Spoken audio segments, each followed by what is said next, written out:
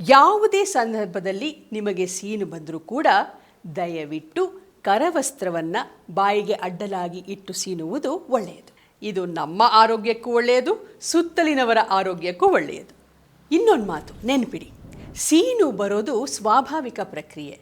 ಅದನ್ನು ಖಂಡಿತವಾಗೂ ತಡಿಬಾರದು. ಹಾಗೆ ತಡೆಯೋದ್ರಿಂದ ತಲೆನೋವು ಬರ್ಬೋದು, ನರಗಳ ದೌರ್ಬಲ್ಯ ಕಾಡಬಹುದು, ಒಂದೊಂದು ಸಲ ಬಾಯಿಗೆ ಲಕ್ವ ಕೂಡ ಹೊಡಿಬಹುದು ಅಂತ ಹೇಳುತ್ತೆ ವೈದ್ಯಕೀಯ ವಿಜ್ಞಾನ.